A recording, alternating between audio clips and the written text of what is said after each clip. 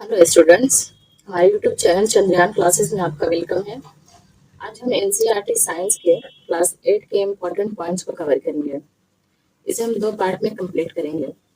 आज की वीडियो में हम देखेंगे खाद और उर्वरक, प्लांट डिजीज, प्रतिजैविक, खाद परिरक्षक, वैक्सीन क्या है, माचिस की तीली जलाने की क्या प्रक्रिया है, आईवीएफ को देखेंगे, national park, wild life sanctuary, biosphere reserve and others को आज हम कवर करेंगे। तो वीडियो को लास्ट तक जरूर देखिएगा। ये वीडियो आपके एग्जाम्स जैसे यूपीएससी, बीपीएससी, एसएससी, टीआरई 4 हुआ या बिहार एसआई और बिहार के और एग्जाम्स के लिए काफी यूजफुल होने वाला है। तो चलिए स्टार्ट करते हैं। तो सबसे पहले हम देखेंगे कि खाद और उर्वरक क्या है। तो खाद के बारे में जानेंगे। खाद एक प्राकृतिक और कार्बनिक पदार्थ है और ये पौधों एवं पशुओं के अपशिष्ट जैसे गोबर या सड़े गले पौधों के सड़ने से बनती है। इसे मिट्टी में पोषक तत्वों को बढ़ाने और उसकी उपजाऊ शक्ति सुधारने के लिए मिलाया जाता है और खाद से मिट्टी की उर्वरता बढ़ती है। तो खाद से मिट्टी को लाभ पहुंचता है। इसके बाद हम देखते हैं उर्वरक। तो उर्वरक एक रासायनिक पदार्थ होता है जो किसी विशेष तत्व जैसे नाइट्रोजन हुआ, फास्फोरस हुआ या पोटेशियम से भरपूर होते हैं और इनका उपयोग फसलों की पैदावार बढ़ाने के लिए किया जाता है जैसे यूरिया। और उर्वरक से मिट्टी की उर्वरता घटती है, इससे नुकसान होता है और जल प्रदूषण जैसी समस्याएं भी देखने को मिलती है। तो हम देखते हैं खाद और उर्वरक में कुछ डिफरेंस को। जैसे कि खाद एक प्राकृतिक पदार्थ है और जो गोबर एवं पौधों के अवशेष के विघटन से प्राप्त होता है। वहीं उर्वरक एक मानव निर्मित लवण है।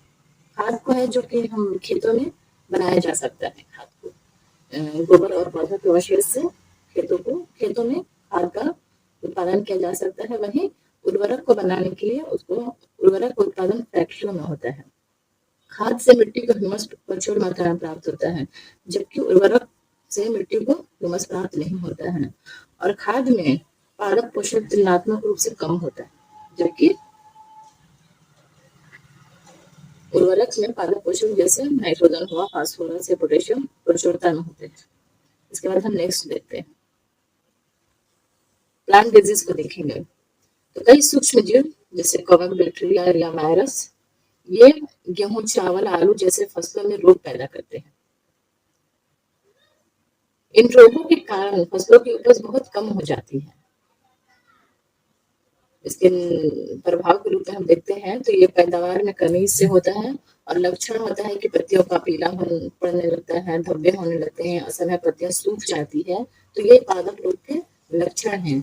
इसको रोकने के लिए उपाय है। इसके लिए हमें कुछ विशेष रसायनों का छिड़काव किया जाता है। ये रसायन उन सूक्ष्म जीवों को मार देते हैं जो पौधों को बीमार करते हैं। तो ये हमने तो देखा कि प्लांट डिजीज है। तो प्लांट डिजीज से होने वाले कुछ बीमारियां हैं जैसे कि नींबू का कैंकर है। तो ये बैक्टीरिया नामक सूक्ष्म जीव के कारण होता है और ये वायु द्वारा फैलता है। वायु के द्वारा इसका संचरण होता है। वहीं गेहूं का रस्ट है तो ये इसमें सूक्ष्म जीव फंगी होता है और ये वायु एवं बीज से फैलता है, बीज के द्वारा फैलता है। नेक्स्ट है भिंडी की पीत। यह वायरस नामक सूक्ष्म जीव इसमें पाए जाते हैं और ये कीट द्वारा फैलता है। उसके बाद हम देखते हैं प्रतिजैविक, एंटीबायोटिक्स।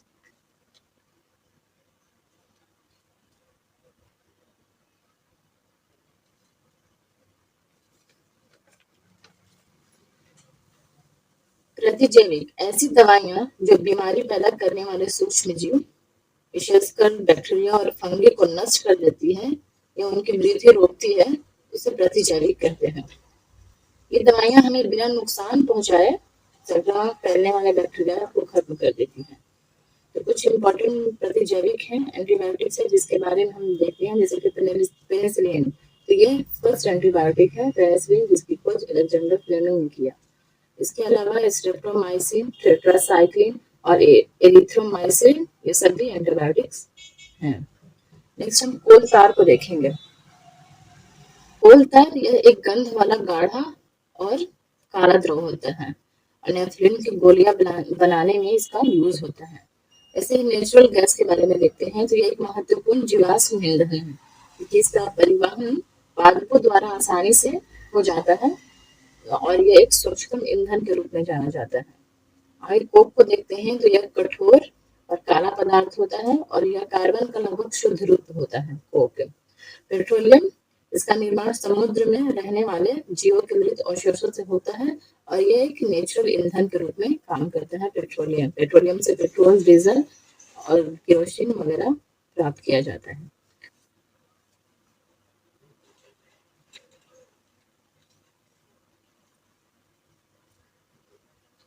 आगे है फूड प्रिजर्वेटिव, खाद्य परिरक्षक, रासायनिक या प्राकृतिक पदार्थ जिन्हें भोजन में मिलाकर इन्हें लंबे समय तक सड़ने, खराब होने और सूक्ष्म जीवों जैसे बैक्टीरिया या फंगस के हमले से बचाया जाता है, उसे खाद्य परिरक्षक कहते हैं।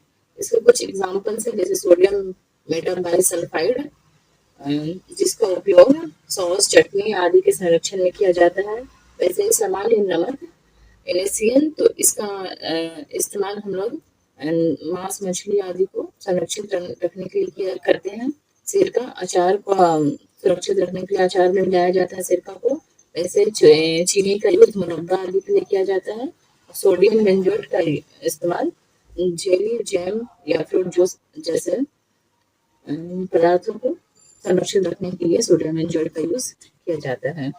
एग्जाम में क्वेश्चन आया था कि कौन इनमें से खाद्य परिरक्षक नहीं है, तो उसमें सोडियम बाइकार्बोनेट भी एग्जाम ऑप्शन में था। तो सोडियम बाइकार्बोनेट याद रखिएगा कि यह खाद्य परिरक्षक नहीं है। आगे है वैक्सीन। वैक्सीन क्या है? वैक्सीन एक ऐसा जैविक पदार्थ है जो हमारे शरीर को किसी विशिष्ट बीमारी जैसे चेचक हुआ, हेपेटाइटिस या पोलियो से लड़ने के लिए प्रतिरोधी बनाता है। तो एक जैविक पदार्थ है। हमारा क्वेश्चन है कि वैक्सीन किस प्रकार प्रतिरक्षा प्रदान करती है? तो वैक्सीन का यूज उसी प्रकार के निष्क्रिय सूक्ष्मजीव को, अगर हमें जो बीमारी हुआ रहता है तो उसी प्रकार के निष्क्रिय सूक्ष्मजीव को शरीर में प्रविष्ट कराकर हम शरीर को प्रतिरक्षा प्रदान करता है। आजकल प्रयोग में लाई जाने वाले माचिस की तीली के सिरे पर क्या लगा होता है? पहले की जो माचिस यूज होता था, तो जब माचिस बनी थी शुरुआत में, तब तीली के सिरे पर सफेद फास्फोरस का उपयोग किया जाता था। लेकिन सफेद फास्फोरस माचिस कारखाने में काम करने वाले श्रमिक और जो उपयोगकर्ता होते थे, दोनों के लिए बहुत खतरनाक विषैला साबित हुआ। इसीलिए आजकल के सुरक्षित माचिस में तीली पर फास्फोरस को पूरी तरह हटाकर केवल डिब्बी के किनारे पर सुरक्षित लाल फास्फोरस का इस्तेमाल किया जाता है। तो ये कैसे इस्तेमाल होता है? तो जब माचिस की तीली की डिब्बी की खुरदरी सतह पर रगड़ा जाता है माचिस को, जो माचिस की डिब्बी की खुरदरी सतह होती है उसमें माचिस की तीली को रगड़ा जाता है, तो घर्षण के कारण ऊष्मा उत्पन्न होती है। इस गर्मी से डिब्बी पर मौजूद थोड़ा सा लाल फास्फोरस तुरंत श्वेत फास्फोरस में बदल जाता है। श्वेत फास्फोरस हवा में आग पकड़ लेता है। उसके बाद इस तीली के सिरे पर लगा पोटेशियम क्लोराइड अपघटित होकर ऑक्सीजन देती है, जिससे एंटीमोनी ट्राइसल्फाइड जल उठता है और माचिस जल जाती है। तो आजकल के जो माचिस का इस्तेमाल किया जाता है उसके तीली के सिरे पर पोटेशियम क्लोराइड और antimony trisulphide KClO3 and Sb2S3 का इस्तेमाल किया जाता है।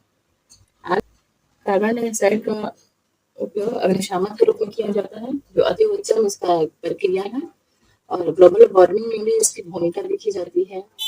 कार्बन डाइऑक्साइड प्रकाश संश्लेषण में महत्वपूर्ण योगदान देता है। जैसे पौधे वायुमंडल से कार्बन डाइऑक्साइड ग्रहण करते हैं और सूर्य के प्रकाश में अपना भोजन बनाते हैं तथा ऑक्सीजन गैस बाहर निकलता है। तो इस प्रकार ऑक्सीजन के विषय में हम अग्निशामक के रूप में देख सकते हैं। ग्लोबल वार्मिंग में इसका यूज देख सकते हैं प्रकाश संश्लेषण में। और कार्बन डाइऑक्साइड जो है उच्च दाब पर द्रव के रूप में सिलेंडर में भरी जा सकती है। कार्बन डाइऑक्साइड ऑक्सीजन से भारी होता है और सोडियम बाइकार्बोनेट या पोटेशियम बाइकार्बोनेट से कार्बन डाइऑक्साइड गैस निकलती है जो आग बुझाती है। आगे हम देखेंगे विभिन्न ईंधन और उसके उष्मीय मान, हीटिंग वैल्यू को देखेंगे। हीटिंग वैल्यू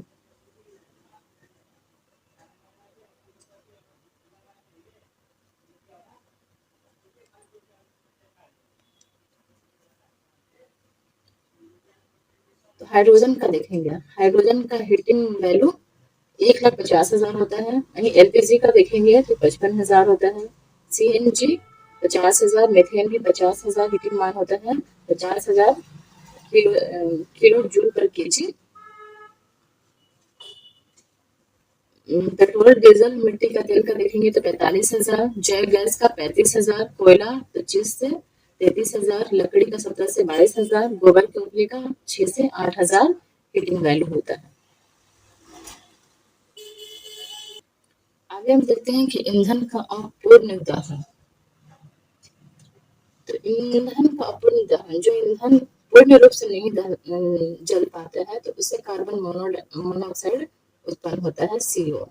और वैश्विक तापमान, ग्लोबल वार्मिंग में वैश्विक तापमान बढ़ जाता है जिससे कार्बन डाइऑक्साइड उत्पन्न होता है। कोयला और डीजल के दहन से सल्फर डाइऑक्साइड उत्पन्न होता है। वहीं अम्ल वर्षा सल्फर और नाइट्रोजन के ऑक्साइड के रूप में जाना जाता है। आईवीएफ के बारे में देखते हैं कि आईवीएफ क्या है। आईवीएफ का full form in vitro fertilisation होता है और इसको सामान्य बोलचाल में टेस्टिंग बेबी भी कहते हैं।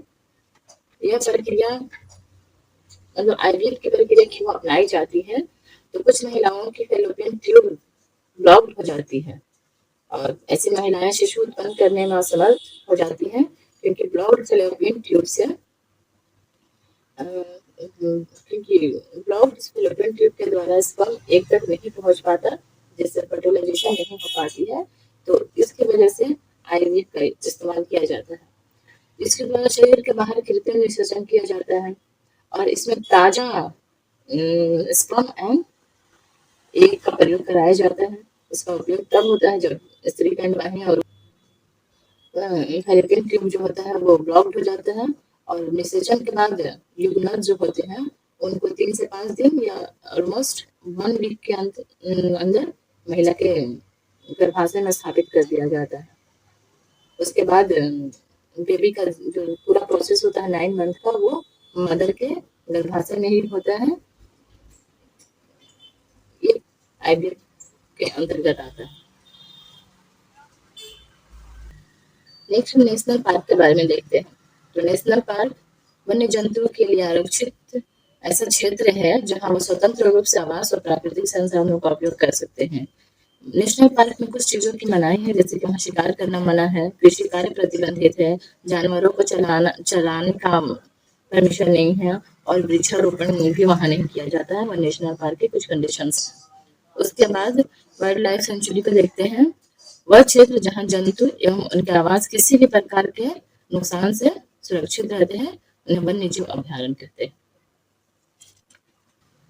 आगे जैव मंडल आरक्षित क्षेत्र, बायोस्फीयर रिजर्व। वन्य जीवन, पौधों एवं जंतु संसाधनों तक उस क्षेत्र के अधिवासियों के पारंपरिक ढंग से जीवन यापन हेतु विशाल आरक्षित क्षेत्र है, जैव मंडल आरक्षित क्षेत्र। यह क्षेत्र जैव विविधता और संस्कृति को बनाए रखने में सहायक होते हैं। आगे देखते हैं स्त्री हार्मोन अथवा एस्ट्रोजन। इसका उत्पादन अंडाशय में होता है, ओवरी में होता है। और टेस्टोस्टेरोन एवं एस्ट्रोजन हार्मोन का निर्माण एक अन्य हार्मोन द्वारा किया जाता है जिसका स्रावन जो होता है वो पिट्यूटरी या पीयूष ग्रंथि से होता है।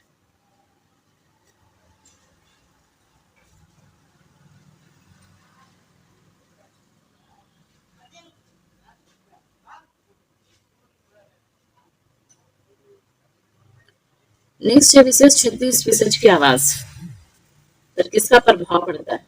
विशेष क्षेत्रीय स्पीसीज की आवाज पर किसका प्रभाव पड़ता है, तो पहले देखेंगे कि विशेष क्षेत्रीय स्पीसीज क्या है। तो ये पौधे एवं जंतुओं की वह स्पीसीज जो किसी विशेष क्षेत्र में पाई जाती है इसे विशेष क्षेत्रीय स्पीसीज कहते हैं और ये किसी अन्य क्षेत्र में प्राकृतिक रूप से नहीं पाया जाता है। एग्जाम्पल क्षेत्रीय स्पीसीज के आवास पर प्रभाव, आवास के नष्ट होना, बढ़ती हुई जनसंख्या और नए स्पीसीज का प्रवेश का प्रभाव दिखता है।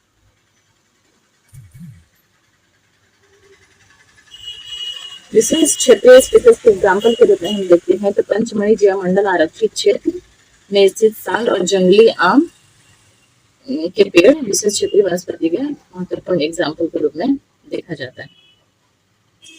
आगे है जरायुज जंतु और अंडप्राजक जंतु। सबसे पहले देखेंगे कुछ जंतु विकसित शिशुओं को जन्म देते हैं, जबकि कुछ जंतु अंडे देते हैं और बाद में शिशु में विकसित हो जाता है। तो जरायुज जंतु को देखते हैं तो वह जंतु जो सीधे ही शिशु को जन्म देते हैं जरायुज जंतु कहलाते हैं, जैसे कि गाय हुआ, कुत्ता, बिल्ली या मनुष्य, ये सब सीधे बच्चे को जन्म देते हैं, शिशु को जन्म देते हैं। वही अंडप्रजक जंतु वो हैं जो अंडे देते हैं और फिर बाद में उससे शिशु बनता है, जैसे मेढक, छिपकली, तितली, मुर्गी, ये सब अंडप्रजक जंतु हैं। अलैंगिक जनन के बारे में जानेंगे। तो जनन की वह प्रक्रिया जिसमें केवल एक ही जनक भाग लेता है और बिना युग्मक के मेल के नई संतति पैदा होती है। इसमें मुख्यतः छोटे कोशिकीय जीव ही भाग लेते हैं, जैसे हाइड्रा और अमीबा, ये सब अलैंगिक जनन के एग्जाम्पल है। तो हम हाइड्रा को देखेंगे। हाइड्रा के शरीर पर एक या अनेक उभार दिखाई देते हैं। इन उभारों को मुकुल कहते हैं। यह मुकुल धीरे धीरे विकसित होता है और एक नन्हा हाइड्रा बन जाता है। पूर्ण विकसित होने के बाद यह जनक के शरीर में अलग होकर स्वतंत्र जीव बन जाता है। इस प्रक्रिया को मुकुलन कहते हैं। हाइड्रा के बनने की प्रक्रिया को मुकुलन कहते हैं। वैसे ही अमीबा के बनने की प्रक्रिया को द्विखंडन कहते हैं। तो अमीबा एक कोशिकीय जीव है। जनक प्रक्रिया के दौरान अमीबा का केंद्रक पहले 2 केंद्रकों में विभाजित होता है। इसके बाद इसका कोशिका द्रव्य भी 2 भागों में बढ़ जाता है, जिसमें प्रत्येक भाग में एक केंद्रक होता है। अंत में एक जनक अमीबा से 2 संतति अमीबा बनते हैं। इस प्रक्रिया को द्विखंडन कहते हैं। नेक्स्ट हम टैडपोल को देखते हैं कि टैडपोल क्या है। मेढक में नेक्स्ट हम टैडपोल को देखते हैं कि टैडपोल क्या है। तो मेढक में अंडे से प्रारंभ करके वयस्क बनने की 3 स्पष्ट अवस्था होती है। उसमें टैडपोल जो है वह अंडा के बाद की प्रक्रिया है। मेढक के जीवन चक्र की शुरुआती एवं अधूरी अवस्था को टैडपोल कहते हैं। शिशु मेढक के रूप में जाना जाता है। इसके बाद टैडपोल के बाद वो वयस्क होता है और वयस्क मेढक जब छलांग लगाने लगता है तो इस प्रक्रिया को कायांतरण कहते हैं। सो स्टूडेंट्स, आज की क्लास में बस इतना ही। ये एनसीईआरटी क्लास 8 के एनसीईआरटी साइंस के क्लास 8 के फर्स्ट पार्ट का वीडियो है। नेक्स्ट पार्ट में हम इसको पूरा कंप्लीट करेंगे। तो अगर वीडियो आपको अच्छा लगा हो तो वीडियो को लाइक करें, अपने दोस्तों के साथ शेयर करें और सब्सक्राइब करना बिल्कुल भी ना भूलें। तो जल्द मिलते हैं हम नेक्स्ट पार्ट में। तब तक के लिए थैंक यू।